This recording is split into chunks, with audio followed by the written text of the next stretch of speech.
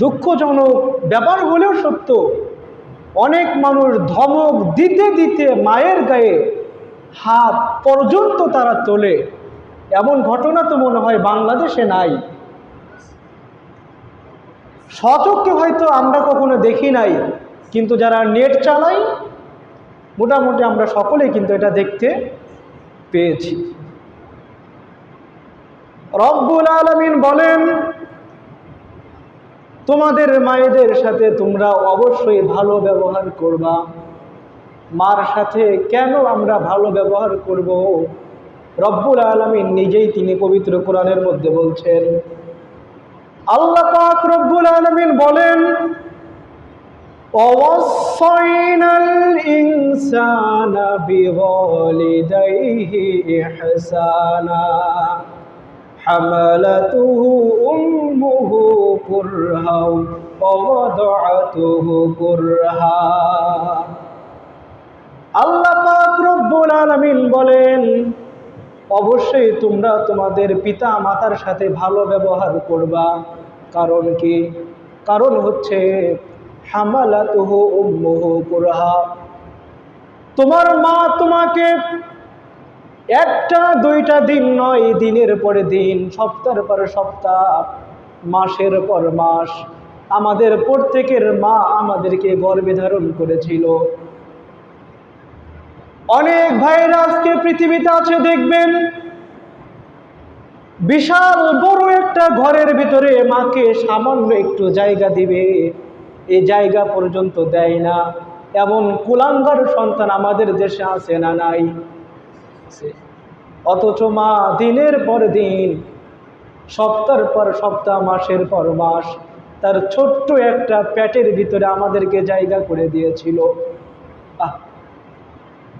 পেটের ভিতরে থাকা অবস্থায়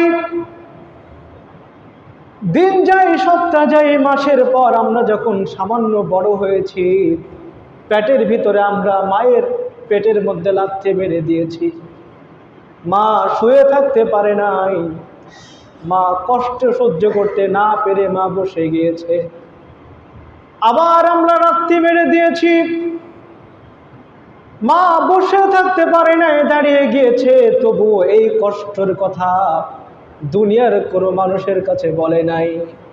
আমাদের মা এত কষ্ট পাওয়ার পরেও দুনিয়ার কোনো মানুষের কাছে অভিযোগ পর্যন্ত করে নাই। দিন যত ঘনিয়ে এসেছে ডেলিভারির, হঠাৎ করে আমাদের মা খবর পেয়েছে পাশের গ্রামে আব্দুল করিম সাহেবের মেয়ে যখন তার ডেলিভারি হবে, ডেলিভারির সময় মৃত্যুবরণ করেছে।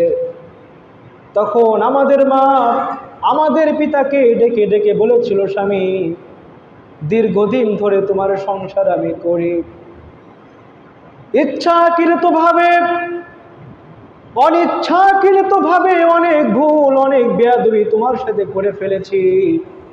সন্তানকে যখন ডেলিভারি দিব, জানি না বেঁচে থাকবো কিনা, দয়া করে আল্লাহর রাস্তায় তুমি আমাকে মাফ করে দিও।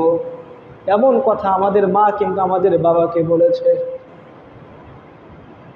যখন আমাদের মা আমাদেরকে ডেলিভারি দিয়েছিল, যেই পরিমাণ কষ্ট আমাদের মা সহ্য করেছে, বিজ্ঞান এই কষ্টের কথা ব্যাখ্যা করতে পারে নাই। সামান্য একটা উদাহরণ কেবলমাত্র তারা দিয়েছে। একজন শক্তিশালী মানুষ, একজন সুস্থ মানুষ কেবলমাত্র কষ্ট সহ্য করতে পারে ৪৫ ডিগ্রি সেলসিয়াস। কিন্তু আমাদের মা যখন আমাদেরকে ডেলিভারি দিয়েছিল, তখন আমাদের প্রত্যেকের মা কষ্ট সহ্য করেছিল ৫৬ ডিগ্রি সেলসিয়াস। বিজ্ঞান আমাদেরকে জানিয়েছে, একজন মানুষের শরীর থেকে ৪০টা হাড্ডি একসাথে ভেঙে ফেললে যতটুকু কষ্ট হবে, একজন মা যখন তার সন্তানকে ডেলিভারি দিয়েছে, ওই পরিমাণ কষ্ট একজন মাকে ভোগ করা লাগে।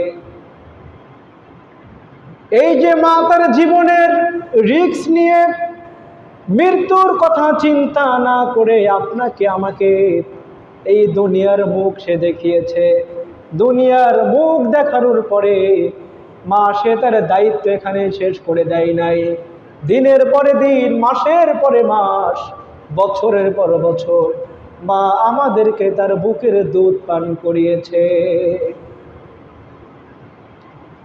আপনার পুরো দেহের সমস্ত চামড়া দিয়ে যদি জুতা বানিয়ে আপনার মাকে পরিয়ে দেন, তবুও আপনার আমার মা যে পরিমাণ দুধ আমাদেরকে পান করিয়েছে, বলেন তো এক ফোঁটা দুধের ঋণ কখনো পরিশোধ করা সম্ভব?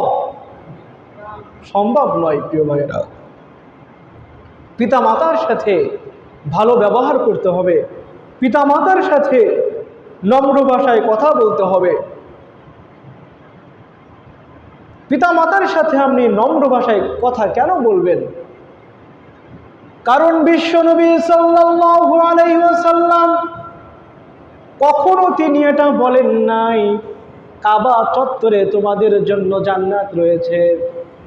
নবীজি কখনো এটা বলেন নাই ফিলিস্তিনের বাইতুল মুকদ্দাসে তোমাদের জন্য জান্নাত রয়েছে। নবীজি কখনো বলেন নাই সর্দারপাড়া পাইলট মসজিদের ভিতরে তোমাদের জন্য জান্নাত রয়েছে। নবী করিম সাল্লাল্লাহু আলাইহি ওয়াসাল্লাম বলেন ফাইনাল জান্নাতা তাহতা রিজলাইহা, তোমাদের প্রত্যেকের মায়ের পদতলে তোমাদের জন্য জান্নাত রয়েছে। মায়ের পদতলে সন্তানের বেহেশত। পিতা মাতাকে সন্তুষ্ট করার মাধ্যমেই মূলত জান্নাত রয়েছে। পিতা মাতাকে কষ্ট দিলে জান্নাত কখনো মিলবে না। কারণ পিতা মাতা খুশি তো রব্বুল আলামিন খুশি। পিতা মাতা আপনার প্রতি নারাজ তো রব্বুল আলামিনও আপনার প্রতি, কথা মোল্লার না, কথা নবীর। বিশ্বনবী সাল্লাল্লাহু আলাইহি ওয়াসাল্লাম বলেন রিদর রব্বি ফি রিদল ওয়ালিদি, তোমার পিতা মাতা যদি তোমার প্রতি খুশি হন তাহলে রব্বুল আলামিন তোমার প্রতি খুশি হবে। ওয়াসাখাতুর রব্বি ফি সাখাতিল ওয়ালিদি, আর তোমার পিতা মাতা যদি তোমার প্রতি অসন্তুষ্ট হয়ে যায় তাহলে তোমার প্রতি অসন্তুষ্ট হয়ে যাবেন কে? আল্লাহ। আপনার নামাজ, আপনার রোজা, আপনার হজ, আপনার কুরবানি, এগুলো তো কোনো কাজেই আসবে না যদি আপনার পিতা মাতা আপনার প্রতি খুশি না থাকে। একটা উদাহরণ মনে পড়ল, একটা অফিসে আপনি জয়েন করলেন, চাকরি করবেন। এখন অফিসে চাকরি করতে যতটুকু যোগ্যতা থাকার দরকার তার থেকে হাজার হাজার লক্ষ লক্ষ গুণ বেশি যোগ্যতা আপনার মধ্যে আছে। এখন ওই অফিসের বস যদি আপনার প্রতি খুশি না হয়, আপনার চাকরি কিন্তু থাকবে, চাকরি থাকবে না। তার মানে যোগ্যতা থাকলেই কিন্তু চাকরি থাকছে না, আপনার অফিসের বসকে কিন্তু খুশি রাখা লাগবে। আপনি নামাজ পড়েন, রোজা রাখবেন, উদ্দেশ্য তো একটাই, আল্লাহকে খুশি করা। এখন নবীজি বলছেন আল্লাহ তোমার প্রতি তখনই তো খুশি হবে যখন তোমার পিতা মাতা তোমার প্রতি খুশি হবে।